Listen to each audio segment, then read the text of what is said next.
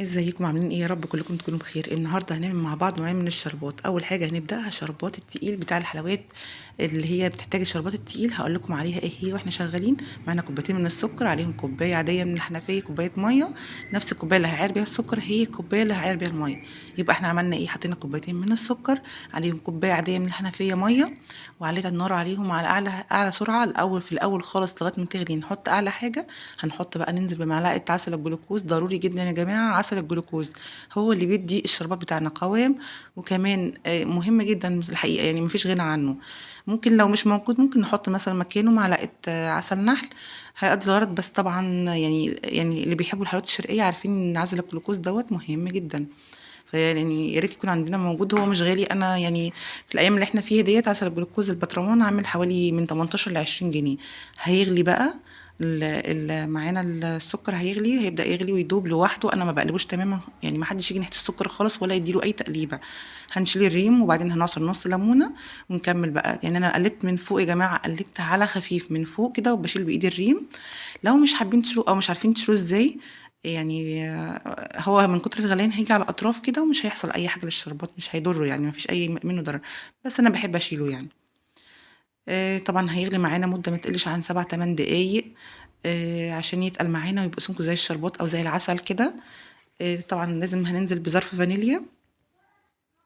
بس طبعا خلي الظرف دوت للاخر خالص. ظرف فانيليا دوت ما نحطوش على طول، مش بنحطه في الاول، احنا بنحطه اخر خالص. يعني احنا هنطفي عليه فضل دقيقتين ولا حاجه وهنقفل، نضيف عليه ظرف الفانيليا.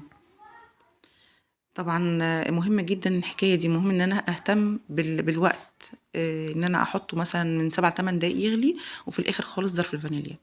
طبعا انا سبته يهدى خالص، مش نزلته يعني من النار حطيته على البطرمان، لا انا سبته يهدى مثلا حوالي 5 6 دقايق كده. لان ده بطرمان ازاز، حتى لو بلاستيك ما ينفعش خالص ان انا اشتغل فيه على طول واحطه في البطرمان. لو بلاستيك هيسيح طبعا، لو ازاز زي ما انا حاطه كده هيفرقع لا قدر الله.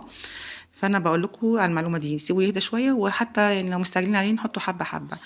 فانا كنت بحطه حبه حبه، ولازم طبعا نبيته ليله كامله في التلاجة. لو مستعجلين عليه نعمله الصبح قبل ما نبدا في اي حلويات هنشتغل فيها، طبعا عشان يبقى تقيل وزي العسل كده. ده الشربات بتاعنا، ده المقدار اللي عملناه من كوبايتين، طلع معانا من كوبايتين سكر وكوبايه ميه. طبعا انا استخدمت الشربات التقيل في الزلابيه، وطبعا بستخدمه في القطايف، واستخدمته كمان معانا في الكنافه، وفي ليه استخدامات كتيره جدا. طبعا هنبدا بقى نعمل الشربات الخفيف زي ما انتم شايفين كده. حل على النار، طبعا انا طافيه النار ما اشتغلتش خالص لسه ولا ولعتها.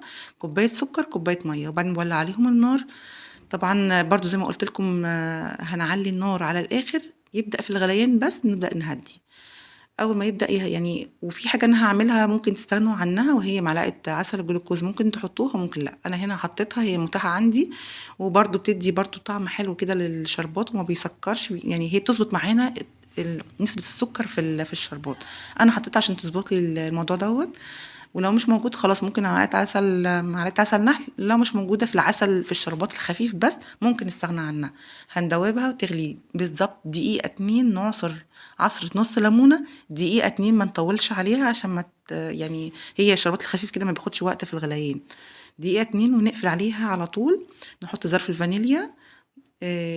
طبعا انا كده هديت عليها النار غلوه 2 بالظبط، خلاص كده انتهى الموضوع. وهنزل بظرف الفانيليا واسيبها واقفل عليها النار واسيبها تهدى. طبعا دي هكون شغاله مثلا في البسبوسه بتاعتي. البسبوسه هي اللي بتاخد الشربات الخفيف. تهدى، مش تهدى يا دوبك تبقى يعني خلاص طلعت البسبوسه من الفرن، نحط عليها الشربات سخن. يعني البسبوسه سخنه والشربات كمان سخن. البسبوسه جميله كده زي ما انتم شايفين. زي ما انتم شايفين كده البسبوسه طلعت تحفه، وطبعا شرباتها مظبوط وكل حاجه مظبوطه. انا هحط لكم لينك الحاجات اللي انا طلعتها لكم ديت، الزلابيه والكنافه. وفي النهاية أتمنى يكون الفيديو عجبكم، واللي لسه ما اشتركش يشترك ويفعل زر الجرس على الكل عشان يوصلكم مني كل إشعار بكل الفيديوهات بتاعتي. ورمضان كريم علينا كلنا ودمتم بخير.